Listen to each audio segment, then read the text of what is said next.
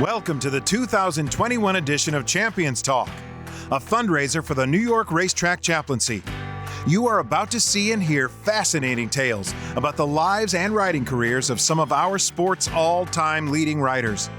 We as an industry and we as a society have encountered severe obstacles over the past 18 months or so, namely in the form of the unimaginable COVID-19 pandemic. We have learned that our common bond, the love of the Thoroughbred, is a strong one. As the pandemic recedes, we give thanks for what we have, and we look forward to brighter days ahead. Right now, we will hear some fond memories from our panel of distinguished guests. We turn the program over to our moderator, the unconquerable, invincible, unbeatable Tom Durkin. I would like to introduce our four champion panelists. Immediately to my left is Chris McCarron, 7,141 wins. Eclipse Awards. And he is also in the Hall of Fame. Angel Cordero Jr., 7,057 wins. 13 riding championships at Saratoga. I don't think that'll ever be beaten. Eclipse Award winner, Hall of Fame, Angel Cordero Jr. Jorge Velasquez, 6,795 wins. Eclipse Award and Hall of Fame member. Richard Migliori, a mere 4,450. I have win envy. He'd be up over 8,000 by now, but he fell off a horse one too many times, and they had to call his career a little short, much to our sadness. And now turned into he was a first-rate jockey. I can tell you, he is a first-rate television analyst. And he's just, it was like you were doing it in all your life, from horseback, to the microphone. He's just done great.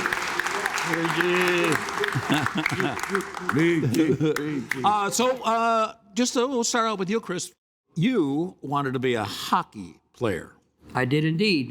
When I was growing up in Boston, Bobby Orr was my hero. He was a rookie in the league at 18 years of age, and I was 11 at the time. I played hockey until I was about a sophomore in high school, and I got my butt kicked out there quite a few times. So I decided I wasn't fast enough or good enough or big enough to really be any good at it. So I do remember the first race that myself and my family were ever interested in was the Kentucky Derby in 1969. My brother Greg had become good friends with Bill Hartach, Majestic Prince, who was riding Majestic Prince, yeah. And Greg was home that day, and he was screaming, "Come on, Bill! Come on, Bill!" And just watching his excitement over a race, which I had never really paid any attention to before, right, was pretty exciting. Yeah. So fortunately, I was able to pursue a career that I was pretty good at. Yeah, I'll say. And you rode some pretty good horses, and one of my faves, a crowd fave, John Henry, I'm sure. Yeah. I certainly can't take any credit for his success, though, because this guy right here rode him. You rode him once, didn't you? Yeah, twice. He had 17 different jockeys in his career. He ran over 50 times. But you had him pretty much at the end of his career? I did. I rode him the last 2 years of his career. I rode him 14 times, won 8 races on him. The most amazing stat about John Henry's career is that he earned $2.3 million, or 1/3 of his total earnings, which were $6.5 million. He earned 2.3 in one season. What season do you think that was? His last, as a 9-year-old. And did not run in the Breeders' Cup. He was supposed to run in the Breeders' Cup, and he wasn't nominated. So you had to pay a big. Oh, I don't know. $130,000.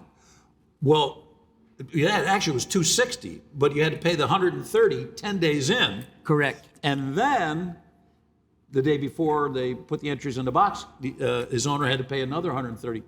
Well, he paid the first $130,000, and then the horse got sick. Oh, he got hurt. Yeah. He strained his ankle a little bit, and he was retired then. Yeah. And that was that. But think of how much money he could have run if he had some Breeders' Cup money going on. Yeah, right. That was the very first Breeders' Cup. And just one of my favorite races was Ferdinand and Ali Sheba.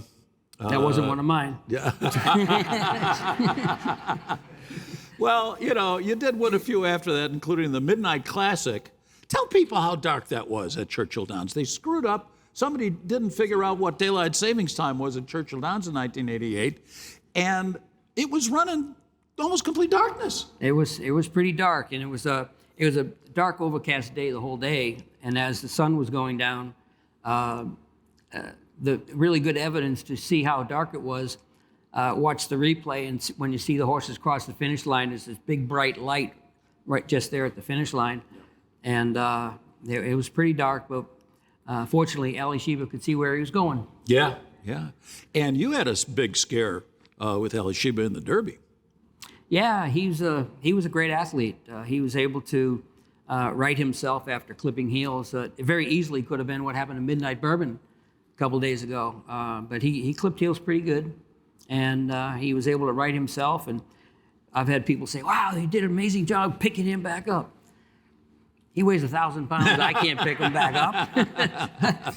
All a rider can do, in my opinion, in that situation is get out of his way, So all I did was I sat back, I let my tail hit the saddle, and I tried to get out of his way a little bit so he could, pick himself up and right himself. And he went on to victory. Of all the amazing things that you guys do as jockeys, it's that split-second reaction time that you have. It's amazing to me that you can think on your toes, actually. Well, it's amazing what fear can do for you. And just getting back to Ferdinand and Ali Sheba, they finished, two Derby winners hit the wire together, and didn't you and Shu make a bet at that point? No. A save? Yeah. We sometimes in situations like that, the jockeys would look at each other and say, if they didn't know who won it, it'd say, "Would you like to save?" So Shu looked over at me and said, "Hey, McCarron, you want to save?" I said, "Sure," because neither one of us knew who won it. And so he says, "How much?"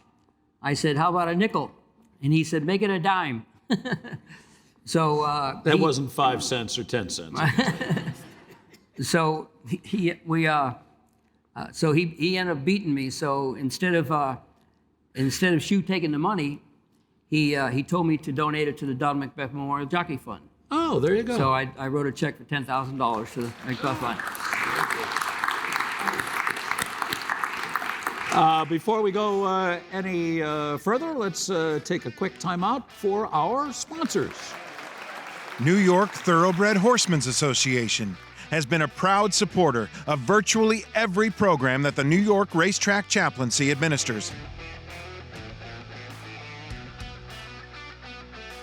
The New York Chaplaincy would like to thank Kip Levin and all of our friends at TVG for their continuous support of backstretch programs throughout the country, especially those at the New York Race Track Chaplaincy. All right, Chris, there's your cue card. I want you to make a play for some money to the folks out there in the audience. Certainly. Please, folks, please step up to the plate and contribute to the Racetrack Chaplaincy of America, New York branch. You can do so online at rtcany.org or call this number, 516-216-5196. Get your wallets out. Attaboy. Thank you, sir. Let us move on to Angel Cordero Jr. When you first came to New York, the big jockey at that time was, back in the 60s, Eddie Belmonte. And he didn't think you had a chance, did he? Well, I guess he was trying to keep me here because I kept leaving, going back to Puerto Rico. So I guess that's the only way that he would have held me in here. Yeah. He said, well, I told him that I was leaving, and I said, well, you better leave New Jersey for good riders only.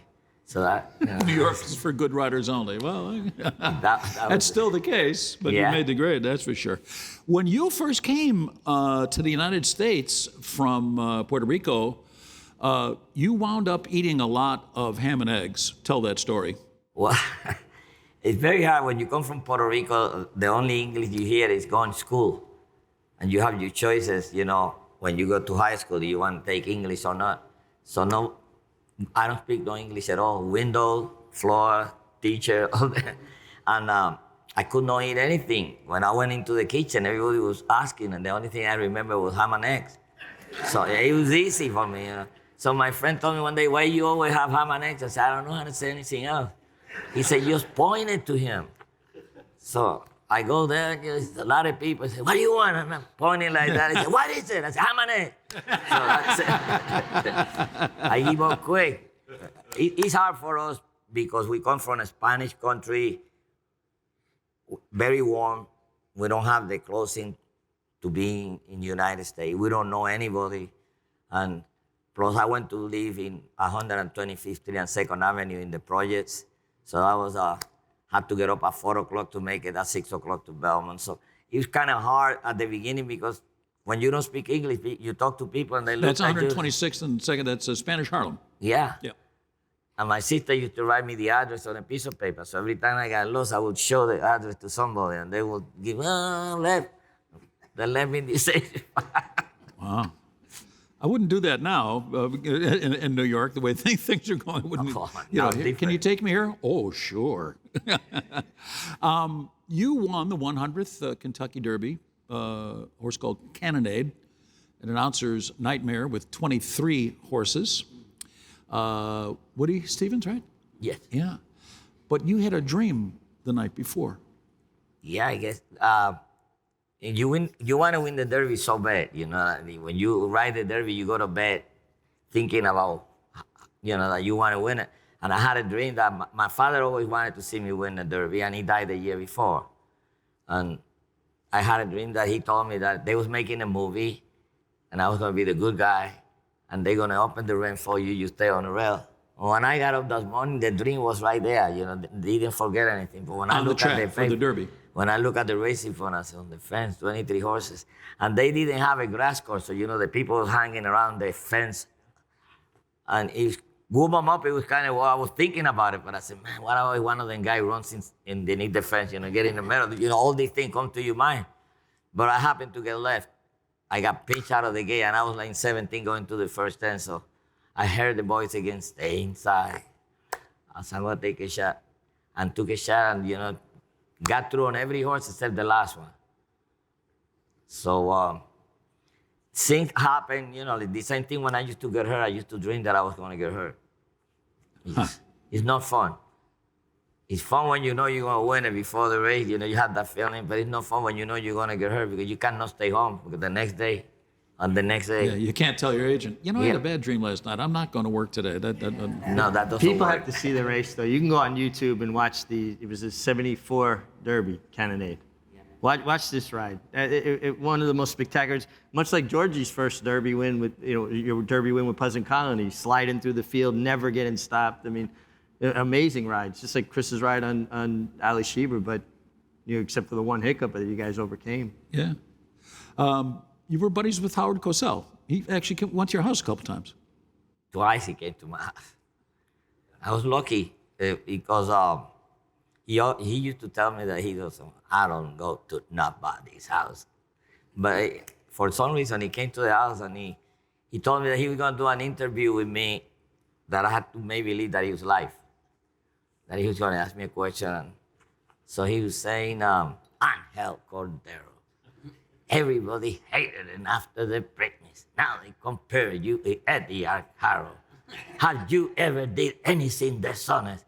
I said, well, I used to still hook up and when I was a kid, and he got very upset. But he told me if I ever did anything dishonest, that's dishonest, right?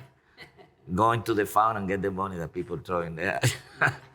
But I don't do it anymore, so change. I'm going to tell you guys something that's really amazing. It's going to be the most amazing thing you've heard today. That man's 79 years old.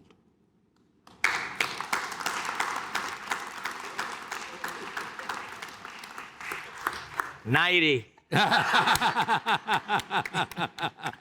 Thank you. And let's have our sponsors say a big thank you. John Hendrickson and his late wife, Mary Lou Whitney, always kept a special place in their hearts for the backstretch community.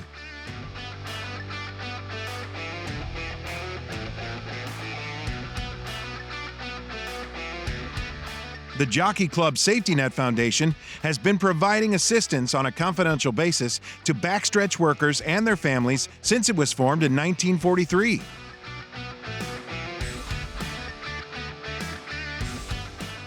West Point Thoroughbreds is proud to sponsor Champions Talk and congratulates Irad Ortiz on his recognition.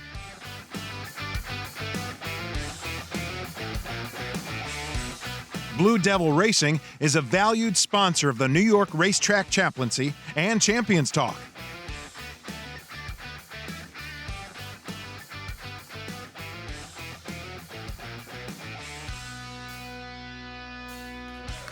George, Jorge Velasquez, you prefer Jorge or George? Whatever is easier for you. Well, George, that's my, Okay. my native name, so That's- George.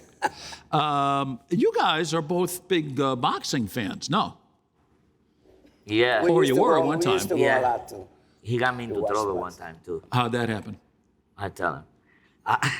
I went to his house after the races and he had Roberto Duran in there. They was playing dominoes. And one of the guys that worked for Duran said that he was training for Sugar Ray Leonard's first fight. Do you guys want to come in the gym and take some picture with him for publicity? He said, maybe you get some tickets to go. So I like the idea. He said, bring some shorts and sneakers. So the man was on there, I got there first. And Duran was sparring partner. And he was like knocking down people back and forth. So the trainer said, was mad at him and said, look, now you don't have anybody to help you.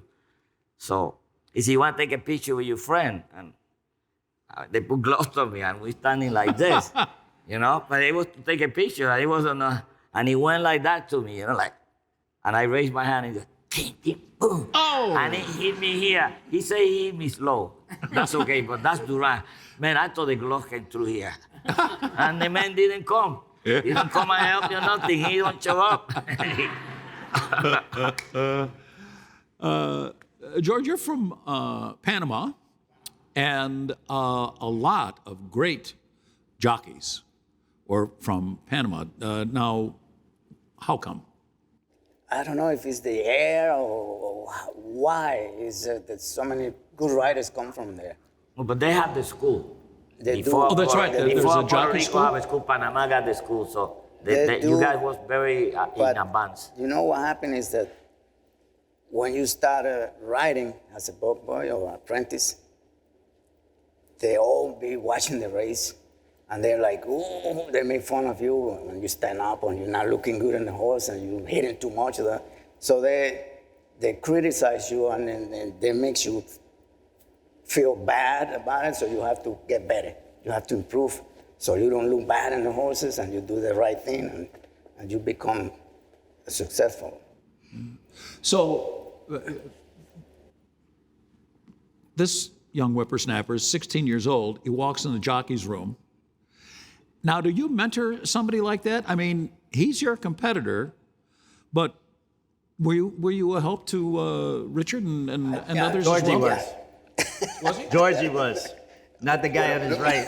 Yeah, don't do it. The guy on the right. Never. Well, Chris was in California, but he would come in the fall. So you were a mentor to. Well, in a ways, because after certain races, he comes back and he asks me a question. What about this horse? What about it? And then I can more or less help him out. This horse looks in, he looks out, do this, do that, but he asks questions. So I was willing to answer and try to help him out because he's just coming up. But that, this is a It was guy a who you're trying to competition. beat when you go out there. Oh, I have confidence in myself.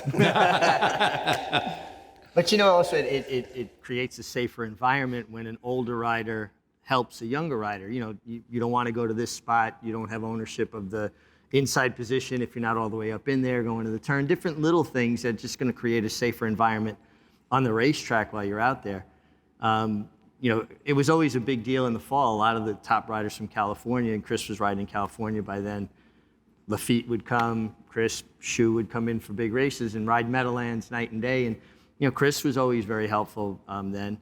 Angel and I have so much respect and love for each other. But when I was a bug boy, he wasn't going to help you. He was going to make it as hard as he could on you. But over time, I think he realized that I was very serious about the craft. And I always say this, starting out in New York with the amount of talented riders that were there at the time was a blessing and a curse. It was a curse because hard to compete against them, hard to get good mounts, because there were so many good riders. But you were going to learn to be a good rider if you had any affinity for it at all. They were going to rub off on you, just the way they did things, their approach, their habits, watching them. Wow, I like the way he does that. I want to try to do it like that. And you learn from them. So unless you had no natural ability whatsoever, you had to learn to be a good rider.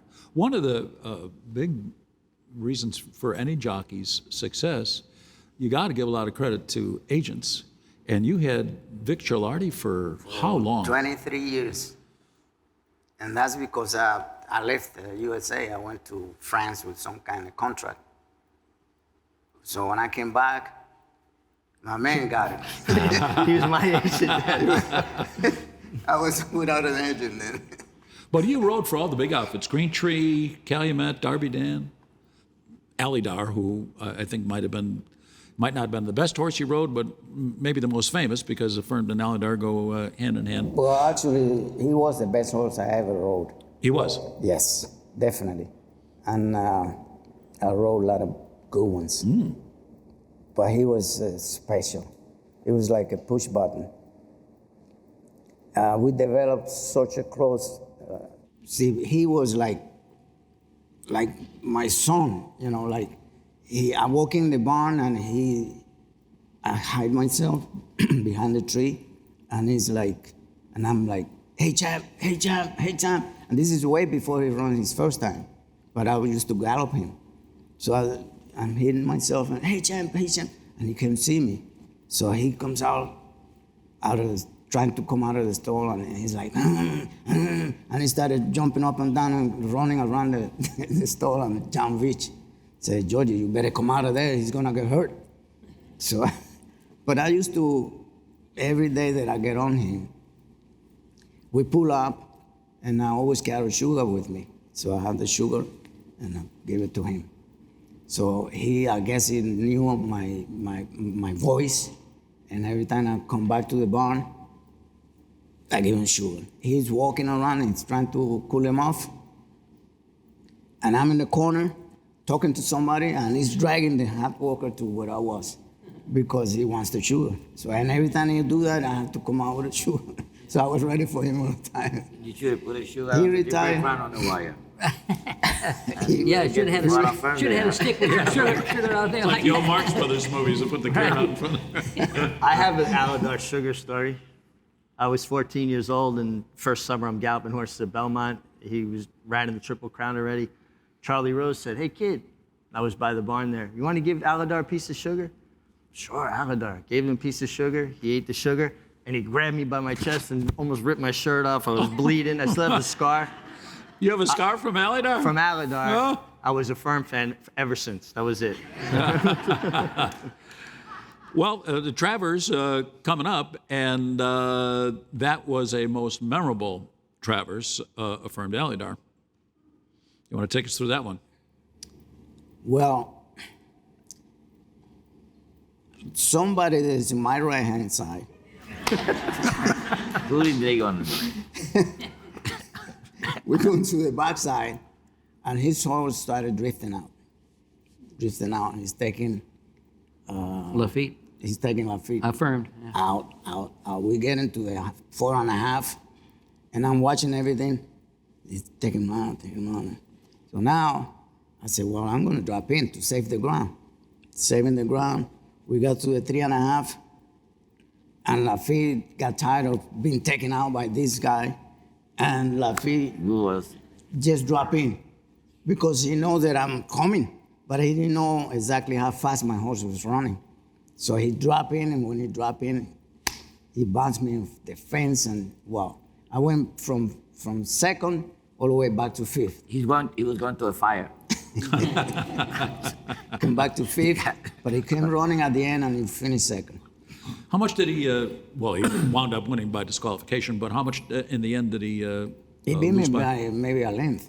Wow, after that. Because I dropped back, way back for 6-8 lengths and came back running again. And It was impossible the way his horse caught his stride, Tom.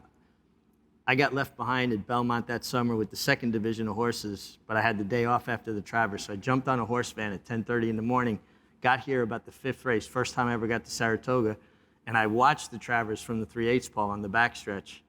And when he came out of there, that was right where it happened. Yeah, I was right there. I thought he had broken down because the way he came out of there so dramatically.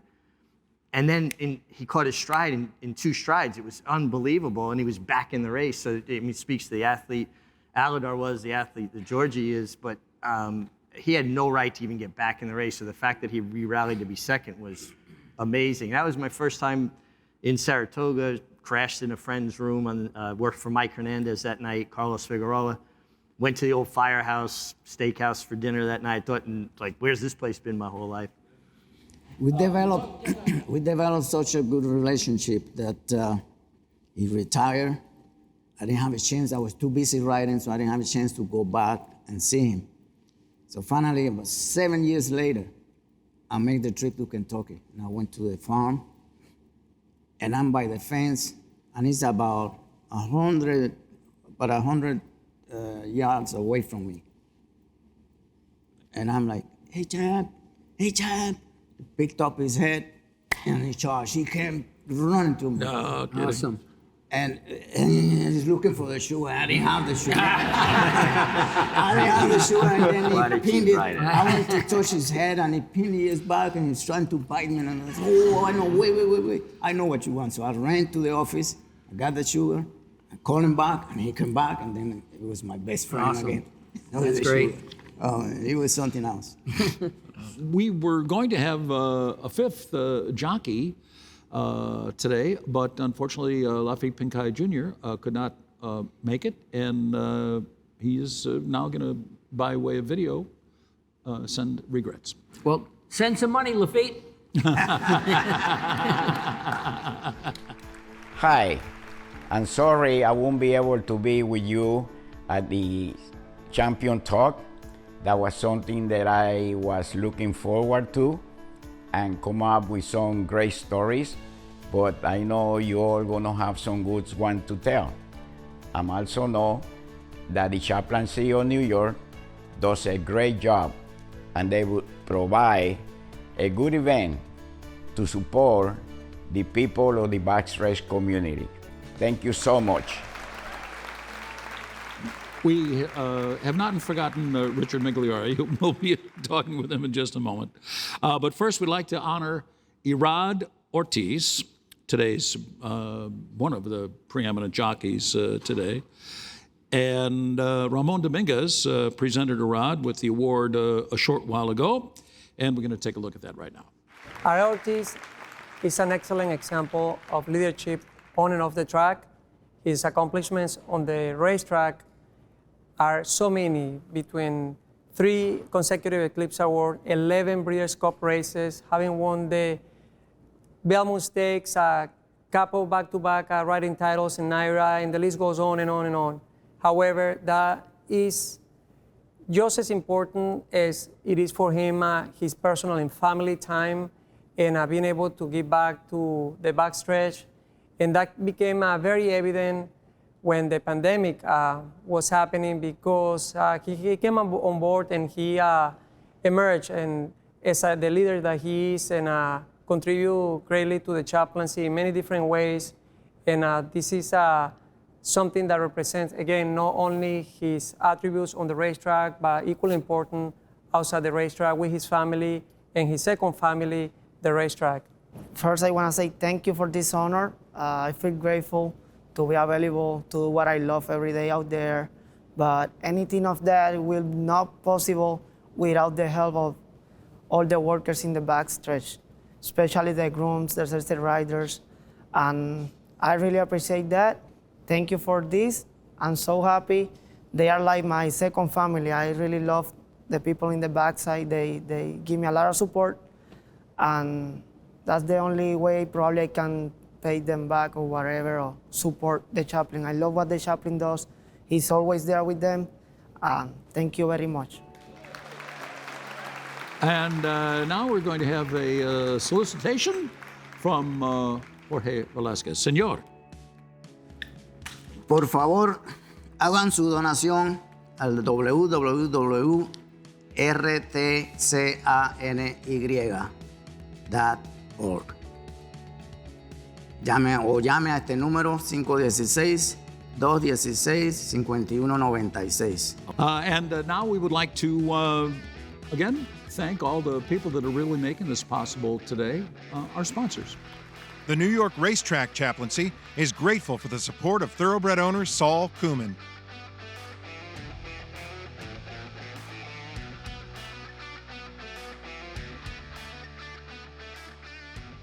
The Borisnak Family Foundation helps people in need by supporting programs that foster independence and enhance quality of life.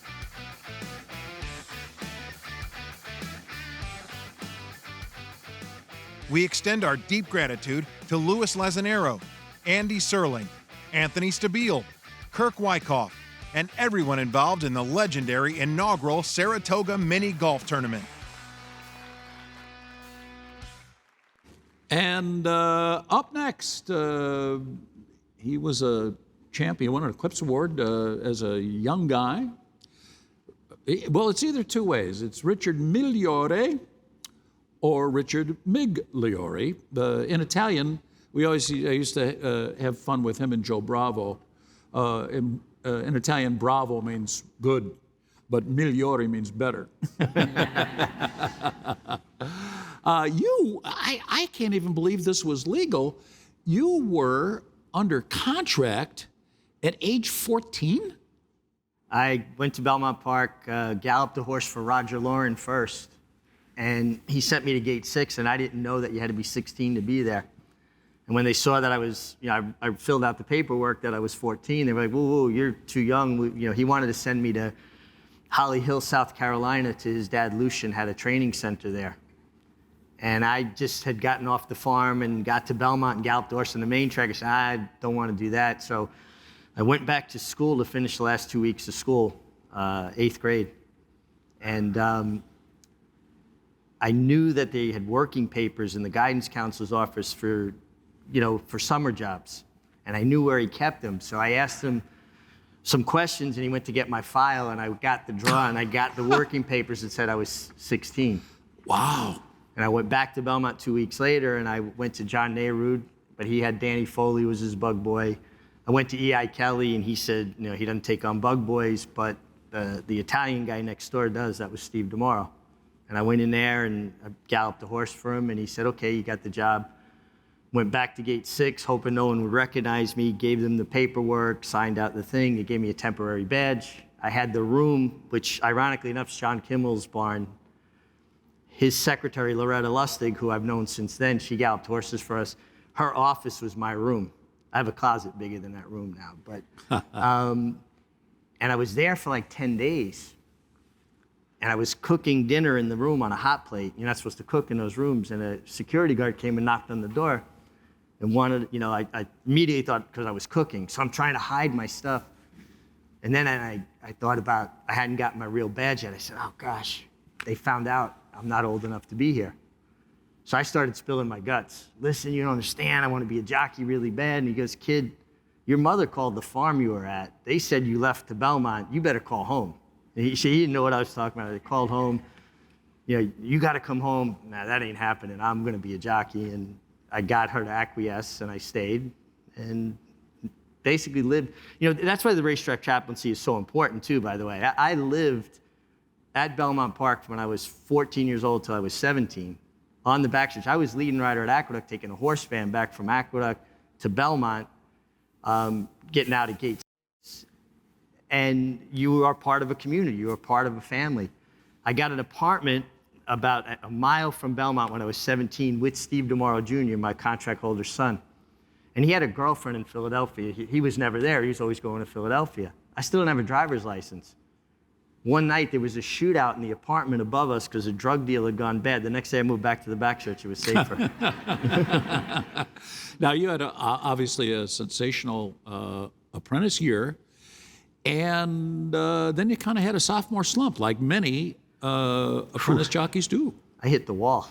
Had a great bug year. Was leading rider in New York for the year.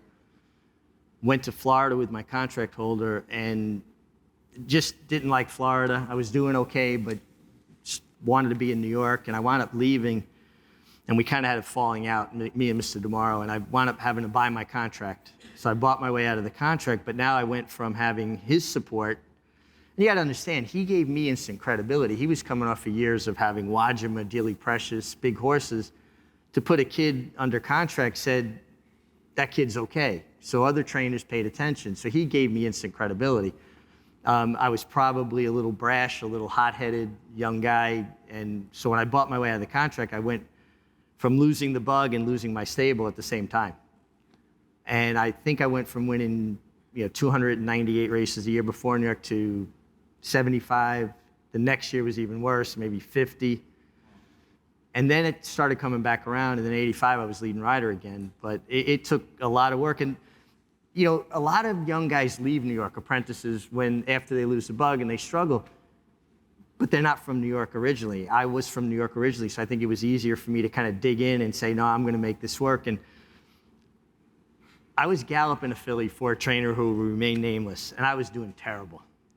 And she was a New York bred, and I rode her in June in an open company, and she ran second. She bucked her shins. Middle of Saratoga, she starts galloping again. I'm galloping her every day. We get into September, she's gonna run. I'm supposed to ride a horse at the Meadowlands for the same trainer that Saturday night, but my oldest brother's getting married. I said, I can't go ride that horse. Well, if you don't go ride her, you can't ride the good one. I went to my brother's wedding, didn't eat, didn't drink, left the wedding, drove to the Meadowlands to ride the last race. Horse ran no good. He entered the horse for Wednesday, and he named an apprentice on, not me. Oh, dear. And I was devastated. I was like, how can someone do that? I left my brother's wedding to keep him happy so I could ride this horse. And the horse won by 8. I was leaving. I was done. I quit. I had a little money squirreled away. I was going to buy a cabin and go live in the mountains and not talk to anybody ever again. And I was in my apartment packing up that night, and my girlfriend showed up. And she talked me into staying. Married 35 years. Now, Angel, you won the Saratoga title 13 times, but he almost beat you a couple times. Yeah, he did. He got hurt one time. Yeah, when I had the bug. Yeah. I thought I had you that time. Actually, Georgie, it was the second to last day of the meet, or third to last day of the meet, you had Before Dawn in the spin-away. I rode every race but the spin-away with the bug. And Georgie went down in the second race and broke his collarbone. And John Veach came down to the jocks room, and he had like 3 viable options: Greg, McCarron, Chris's brother, me, and Mike Venezia. And I'm standing there like, man, give me this shot, give me this shot. And he put the kid on the horse. I just picked up Before Dawn in the spin-away. Well, about an hour later, I was laying in a gurney next to him. I went down in the third race. Oh. And we were both in Saratoga Hospital, and then Angel beat me one winner. Yeah. And actually, Eddie Maple creeped up into a tie, and there was a 3-way tie, and I'm listening to it on the radio in Saratoga Hospital, and Angel beat Eddie in neck, I think, in the mile and 5/8 race they used to run. Yeah, you rode Great Neck and, yeah, the Saranac. No, yeah, I think it was the Saranac. Saranac. So then me and Eddie tied for second, and Angel won it. So when jockeys, assuming you're like everybody else, you handicap the race and stuff like that, but you guys handicap other jockeys. Can you handicap these guys? What are you going to look for him to do, or what kind of habits that they would have that you could, take advantage of, or what? Well, the most important thing when you're riding against this guy is you can't you can't let him get into your head, because he will really try hard to get into your head. He was an intimidator on the track. He certainly was, and I learned a lot from him when I rode with him and rode against him. You pay attention to the different habits guys might have, and different. You try to figure out which way they're going to think and stuff. But a lot of times you can overthink that as well, and you're better off just going out there and riding the best race you can. But nobody could ride 3 horses in a race better than Angel Cordero. Would you guys agree? You guys both rode Well, I'll with tell you what, Angel? No, not this guy. I used to love when we break and I see him laying like 3rd or 4th, and I'm way back because I used to come from behind all the time. So I'm watching and I see Angel in position. He's like 3rd or 4th. I know he's gonna tie it up. He's gonna make those guys tight. So I say I'm not gonna try to go inside because he's gonna come in and expect. He comes in, he ties up everybody, and then I come around. So you did the old end around and he did the interference. All riders have strengths and weaknesses. Obviously, these 3 gentlemen had far more strengths than weaknesses. You don't compile those kind of numbers and win the races they did without being great. Chris, to me, was always so incredible position-wise, tactically. You know, if I found myself in behind him, I wanted to follow him. Angel was so strong and get horses to overperform. I always thought you got horses to do more than they might have even been capable to do. And definitely a little intimidation factor getting in your head. And you know, you were a competitor. You were gonna make it rough on the guys. There's a bag of money laying there. Everybody wants to get to that bag of money. Angel really wanted to get to that bag of money. And Georgie, 2 things that always stood out and these are things as a young rider, you're watching guys and you're learning from them and you're trying to incorporate the things they do into your repertoire. Incredible timing. Just could produce a horse at that final moment, and knowing track bias. If I was unsure if the inside was good or bad, wherever Georgie was going, that's where I was going to go. And I remember I had gotten in trouble with my boss because I rode a filly that was actually out of Dearly Precious too hard. She won by 4 or 5 lengths. And he told me he would suspend me if I got into horses that hard again, winning by daylight. Well, the next day I'm on a $25,000 claimer from my boss, and he's in front with his ears up, and I'm looking around. I don't see anybody. Well, Georgie's directly behind me where I can't see him. And literally with like 50 yards to run, and I'm still kind of looking around, and he beat me ahead. Well, that night I go back to the barn. I got yelled at again, and I'm thinking, you know what, I'll do it my way and win and get yelled at instead of getting beat like that. But Georgie just hid and just nailed me. I got a quick story too, since he mentioned Dearly Precious. She was a 2-year-old champion in either 74 or 75. Georgie was, Braulio was riding her, right, in the beginning.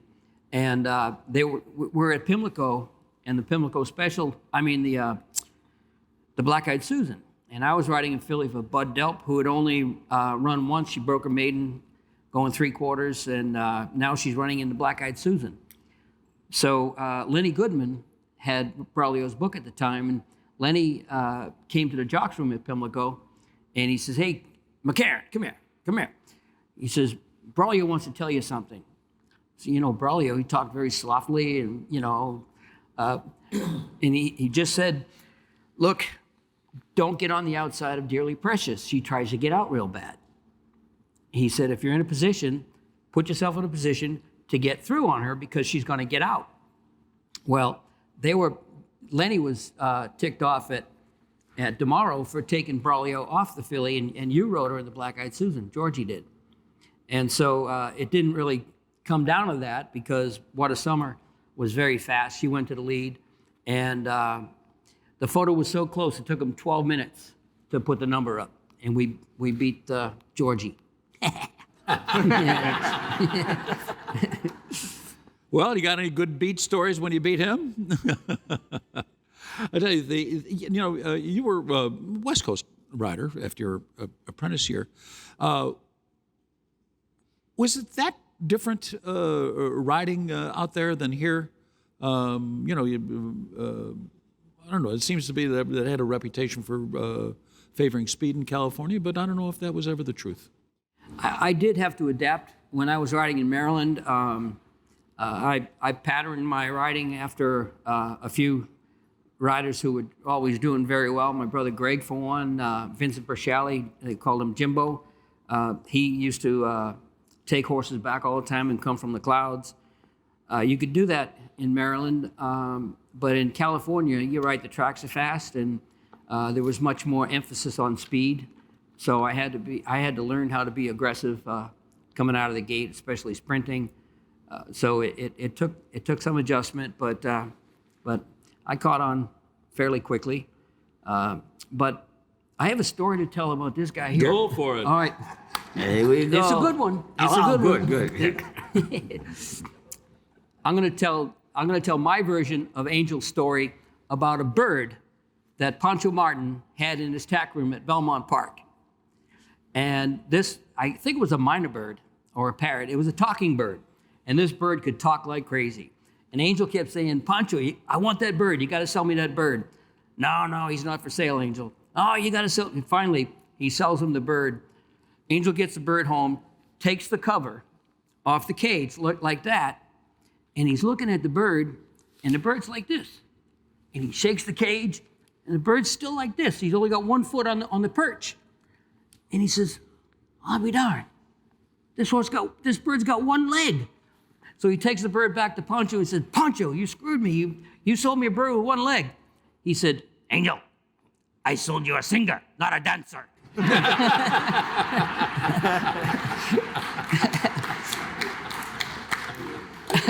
Who were Angel? Well, you rode for all the greats, but who were some of your favorite characters as trainers? Trainers? Well, I got lucky. I got to ride for all of them. But the funniest one was Frank Martin. He'll get a 3-horse entry, and he sent the 3 of us to the lead, remember? And then one day, we was in entry, and he came to the battle. He used to call niches. He said, I want you on the niche in the TV. I don't want you in the back. I want to see what you're doing in the TV. So I told him, I said, man, Pancho cannot see you, so you better smile. He wants to see us in the TV. He was a character, but he was a great trainer. He was a great trainer, you know what I mean? He was good in New York, and he went to California, and he did good. To him and Las Barrera, they was very good. Yeah, go ahead. I just remember when I came to this country, I was on a contract with Mr. Fred W. Hooper. Anthony Baldaro was the trainer at the time for him. So I'm 3 years contract in Jersey.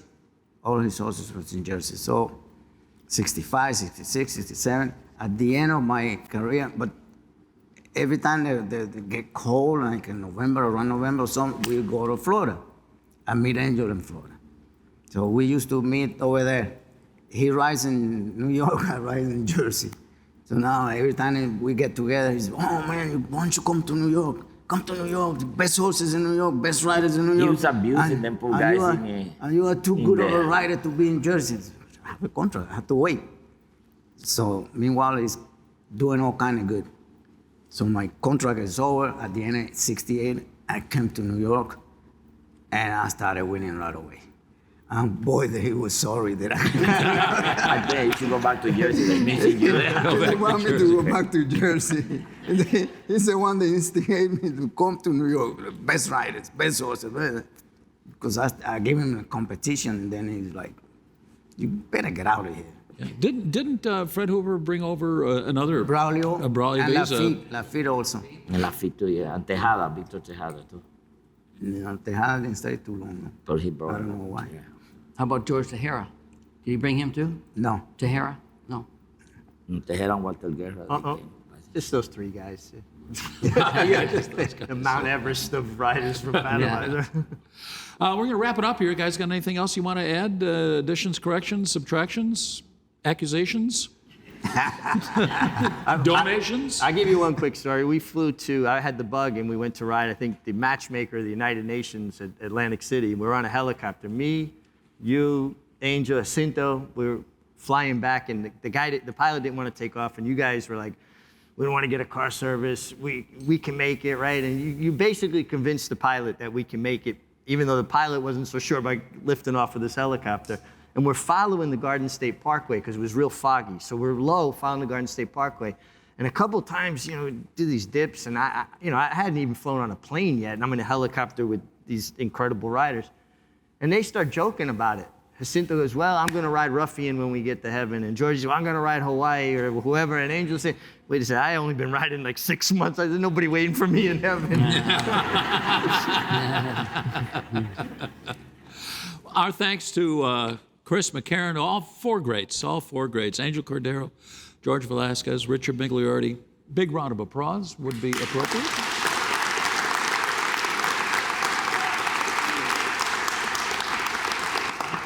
So our thanks to the panel, and our thanks to you out in the television audience.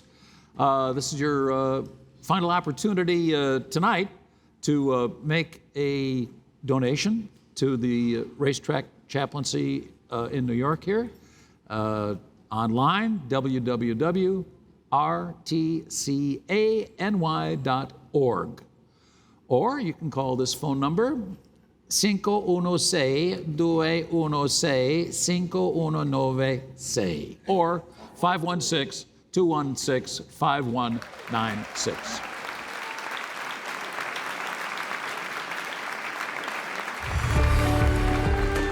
The Green Group is proud to sponsor Champions Talk and the New York Race Track Chaplaincy, who support our great community of backstretch workers. As owners, we owe our success to the people who dedicate their lives to the care of our horses. We invite all horsemen and women to donate what they can through matching programs and sponsorship to the New York Race Track Chaplaincy. Hi, I'm Humberto Chavez, the lead chaplain and Executive Director of the New York Race Track Chaplaincy. I hope you have enjoyed our roundtable discussion here with us today. We are very thankful for Tom Durkin and all our panelists for so generously sharing their time and their fascinating stories. And we thank all of our generous sponsors as well. Whether you were in the hall with us as these memories were shared for the first time, or watching this program days or even years afterwards, we know that brought together by our shared love not only of the horse racing industry, but of humanity and those who toil behind the scenes 365 days a year. You recognize, as do we, that this community of individuals and their families who are mostly anonymous to the general public are as deserving of recognition and all that life has to offer as are those who appear in the winner's circle. We thank God for all of you who have come forward to make sure our programs have been able to continue and even grow during this time of challenge where we've navigated uncharted waters. We invite you to reach out to us at any time and to let us know how we may pray for you, support you, and partner with you as we walk together in service to those who toil behind the scenes 365 days a year to make horse racing possible. Thank you for everything you've done, and may God bless you. The New York Race Track Chaplaincy would like to thank our organizational sponsors: the New York Racing Association, New York Thoroughbred Horsemen's Association, New York Women's Foundation, the Jockey Club Safety Net Foundation, Thoroughbred Charities of America. We extend a special thank you to Fasig Tipton and plant manager Manuel Hernandez, Thoroughbred Daily News, TVG, Capital OTB. Thank you to our event sponsors, starting with our Hall of Fame, Peter Brandt, Brook Ledge Horse Transportation, Robert Devlin, Faye and David Donk, Michael Dubb, Len Green, John Hendrickson, Mark Holliday, Seth and Beth Clairman, Jackson Knowlton, Robert Masiello, Orphis Family Foundation, Quaker Valley Foods, Walter S. Borisnock Family Foundation, West Point Thoroughbreds, and our Champion Circle, Breeders' Cup, Elizabeth and Saul Cumin, Margaret Smith, St. Elias Stable, the Jockey Club, and all of our sponsors and supporters.